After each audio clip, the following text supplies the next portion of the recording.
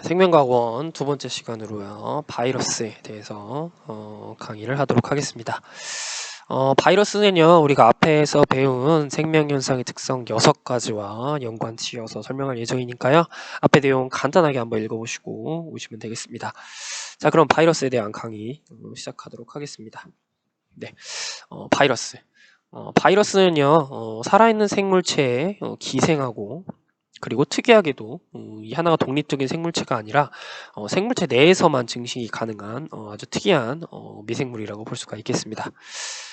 실제 이제 바이러스의 특징이라고 하면요, 우선 첫 번째로 우리가 연구 과정에서요 세균 여과기를 통과하는 것이 관찰이 됐습니다. 그러니까 이게 뭔 말이냐면은 크기가 세균보다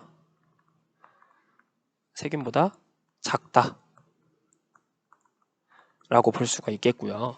다음에 숙주가 한정적입니다. 대부분의 바이러스는 숙주가 한정적입니다. 무슨 말이냐면 우리가 알고 있는 뭐 세균에만 감염하는 애들이 있어요. 세균에만 감염해요. 인간에게 아무런 문제가 없습니다. 예를 들어 박테리오파지 같은 거. 그다음에 인간에게 인간에게 감염되는 바이러스가 있어요. 이거는 HIV 같은 거, 인간 면역결핍 바이러스 같이. 그다음에 뭐 흔히 말하는 조류 인플루엔자 있죠? 조류에만 감염이 됩니다. 그다음에 뭐 아프리카 돼지열병 바이러스, 뭐 이런 바이러스들도 있죠. 이런 바이러스들은 돼지에만 감염되는 바이러스, 뭐 이런 것들 다양하게 우리가 있다고 보시면 되겠습니다. 이런 특성을 가진 아주 특이한 생물, 이거를 바이러스라고 하는데요. 이런 바이러스에 대해서 우리가 조금 알아보도록 하겠습니다. 네, 바이러스의 구조입니다. 여러분 책에서 보시면요, 바이러스는 모양이 매우 다양하고 크기가 세균보다 훨씬 작다. 아까 설명했었죠? 다음. 중요한 특징인데요. 세포로 이루어져 있지 않습니다. 세포로 이루어져 있지 않고요. 그 다음에 단백질 껍질 속에 유전 물질인 핵산이 들어있다. 그러니까 유전 물질은 갖고 있어요. 근데 그게 뭐예요? 단백질 껍질 속에 들어있는 거죠. 대부분의 우리가 알고 있는 세포는요, 세포 속에 유전 물질이 들어있는데 그게 아니죠. 그죠? 자, 그러면 우리가 여기서 볼 수 있듯이 세포로 이루어져 있지 않다. 우리가 알고 있는 생명현상의 특성 1번 세포로 구성해 위배되죠. 그렇기 때문에 이 바이러스는 뭐예요? 생명체가 아니라고 우리가 바로 알 수가 있겠죠. 그죠? 이게 바이러스의 구조입니다. 자, 그럼 바이러스의 구조를 한번 그려볼 건데요. 제가 그리는 거는 그 여러 바이러스 중에요. 박테리오파지라는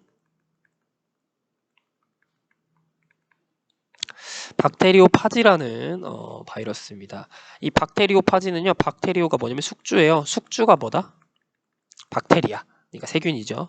그리고 얘가 이름입니다.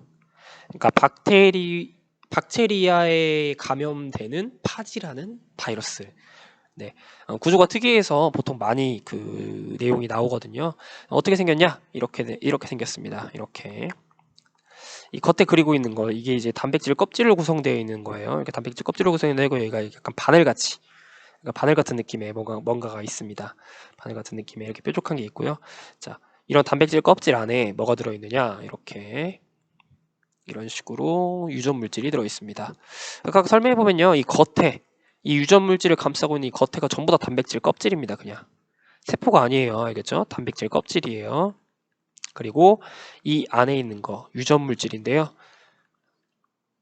이 유전 물질은 이런 유전 물질을 핵산이라고 얘기를 합니다. 핵산은 우리가 1학년 때 배웠을지 모르겠지만 기억이 안 나겠죠. 그죠?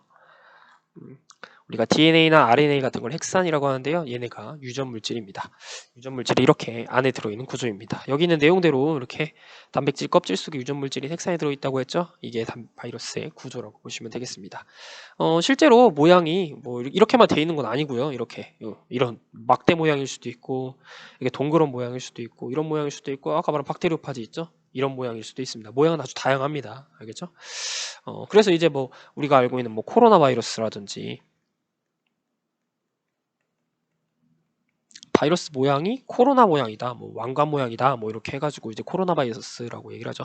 코로나란 말이 왕관이라는 의미래요. 왕관이라는 의미에서 왕관 모양의 바이러스구나, 이렇게 우리가 이해하시면 되겠습니다. 자, 바이러스의 증식과 관련된 내용인데요. 바이러스는 살아있는, 그러니까 밖에서는 못하는데 살아있는 숙주 세포, 숙주가 이제 그 숙주를 뭐라고 하냐면은 그 우리가 먹는 숙주나물이 아니고요. 그 기생 당하는 생물을 우리는 숙주라고 얘기를 하거든요. 그러니까 바이러스는 기생한다고 했잖아요. 그러니까 기생 당하는 그 생물, 그걸 숙주라고 합니다. 그래서 이런 숙주 세포 내에서만 증식이 가능합니다. 이해가시죠? 해당 그림이 여러분 책에 나와 있는데요. 이렇게 되어 있습니다. 박테리오 파지가 세균에 감염됐을 때를 예시로 나타내고 있는데요. 자, 우선 부착을 합니다. 이렇게. 자, 부착을 하면요. 이 안에 들어있는 유전물질이죠. 유전물질을 주입합니다.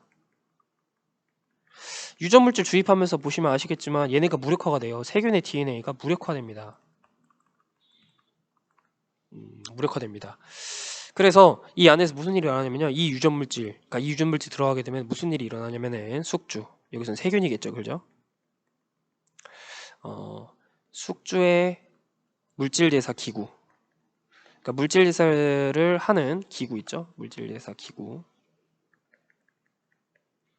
물질대사 기구를 이용해서 복제를 합니다. 그러니까 본인의 유전 물질도 복제하고 그 다음에 뭐 단백질 껍질도 복제하고 이렇게 해서요. 이렇게 쭉 복제를 하게 됩니다. 이 과정에 다 그 얘기예요. 그때 이제 우리가 나중에 이제 뭐 배우겠지만 이 물질대사 기구를 우리 뭐라고 하냐면 효소라고 얘기를 하거든요. 효소. 그러니까 바이러스는 이 효소가 없어요. 본인 자체의 효소가 없어요. 본인이 그러니까 효소가 없다는 건 뭐야? 물질대사가 본인 스스로 물질대사는 못하는 거죠. 숙주세포 내에 있는 걸 이용할 수밖에 없으니까. 그래서 숙주세포 내에서만 증식이 가능합니다. 증식이라는 게 원래 자신의 물질을 자신이랑 똑같은 걸 만들어내야 되는데 뭔가를 만들고 그러니까 물질을 합성하고 분해하는 걸 물질대사라고 얘기를 했잖아요. 그러니까 스스로 물질대사가 안 되는 거죠. 이렇게 들어와서 쭉 하다가요. 쭉 하다가 이제 결국에는 어느 시점에서 알겠죠? 어느 시점에서 이렇게 파괴해 버립니다. 파괴하고 얘네들이 튀어 나오게 되는 겁니다. 네. 그래서 우리가 흔히 말하는 이 단계, 그러니까 세포에서 튀어 나오기 전 단계를 우리는 이제 용원이라고 하는데요. 이게 이제 흔히 말하는 잠복기죠. 그 다음에 여기 이렇게 튀어나와가지고 이제 뭔가 약간 이제 우리 몸에서 해를 가하는 거, 이걸 발현이라고 얘기를 하고 우리는 이걸 용균이라고 얘기를 합니다. 이렇게. 어쨌든 이 두 단계, 이거는 이제 그냥 여러분이 심화적인 내용이니까요. 그냥 이름만 알아두세요. 알겠죠? 아, 이런 식으로 바이러스를 증식하는구나 라는 것만 여러분이 이해하시면 되겠습니다. 자, 그래서 이러한 그 바이러스가 가지고 있는 이러한 특성을 바탕으로요. 우리가 바이러스가 생명체냐 아니냐를 우리가 판단을 해볼 건데요. 특이하게 바이러스는요, 생물체 내에서만, 그러니까 숙주세포 내에서만 나타납니다. 이런 생물적인 특성이. 숙주세포 내에서만 일어나요. 반드시 숙주세포 내에서만 일어납니다. 그래서 무슨 일이 일어나느냐? 숙주세포 내에서 아까 우리가 그 설명한 대로 알겠죠? 바이러스 증식 과정을 설명을 하면요. 여러분 오해가 있을까 알겠죠? 숙주세포 내에서는요. 첫 번째로 아까 말한 물질대사가 일어나죠. 물질대사가 일어나고요. 그 다음에 이 적응과 진화가 일어납니다. 이 적응과 진화가 뭐냐면 이 돌연변이 때문인데요. 돌연변이가 굉장히 잘 일어나요. 이게 이제 조금 더 그 약간 조금 간단하게 설명하면 이런 겁니다. 본인의 DNA를 이렇게 만들어낸 다음에 잘라서 넣는데요. 잘라서 넣는 과정에서 이게 약간 실수가 많이 일어나요. 그런 과정에서 실수가 많이 일어나요. 만들어내고 그 과정에서 이제 돌연변이가 일어나는 거죠. 뭐 이게 더 많이 잘라준다든가 혹은 뭐 덜 잘라준다든가 이런 과정들이 일어나서요. 그 과정에서 이제 돌연변이가 쉽게 일어납니다. 그러면서 새로운 환경에 적응하는 애들이 나타날 수가 있어요. 이걸 이제 돌연변이라고 얘기를 합니다. 다음, 본인 스스로를 만들었잖아요, 그죠? 생식과 유전. 본인과 닮은 개체를 만들었잖아요. 생식과 유전이 일어납니다. 반면에 바이러스의 비생물적인 특성은요, 숙주세포 밖에서 일어납니다. 반드시 숙주세포 밖입니다. 아시겠죠? 숙주세포 밖에서 일어나는데요. 또 여러분이 또 그 오해하실까봐 숙주세포 밖에서. 첫 번째, 독립적인 물질대사가 안 됩니다. 물질대사 못하는 게 아니라요. 독립적 물질대사를 할 수가 없어요. 그러니까 이게 같은 말이 뭐냐면은 자체 효소가 없는 거예요. 우리 아까 효소가 물질대사를 하는 기구라고 했잖아요. 그러니까 물질대사. 그러니까 스스로 물질대사를 못한다는 얘기입니다. 자체 효소가 없어서. 자, 두 번째, 얘는 세포 구조가 아니에요. 세포 구조가 아니다. 뭐냐? 아까 말한 세포막이 없으니까요. 단순히 뭐예요? 단순히 입자 형태예요. 단백질 입자 형태라고 보시면 돼요. 이해가시죠? 이게 바이러스의 비생물적인 특성이라고 보시면 되겠습니다. 그래서 바이러스는요, 어떨 땐 생물처럼 행동하다가 어떨 때는 생물이 아닌 것처럼 행동을 해요. 단백질 그냥 덩어리로 이렇게 보이는 거죠. 그렇기 때문에 우리는 이 바이러스를요, 뭐라고 하냐면은 생물체는 아니야. 근데 그렇다고 비생물체도 아니에요. 그래서 중간체다라고도 우리가 가끔 표현을 합니다. 생물체도 아니고 비생물체도 아닌 중간에 있는 이러한 어떤 물질이다, 뭐 중간체다라고 우리가 이렇게 표현을 하게 되는 거죠. 해당 내용이 바이러스인데요.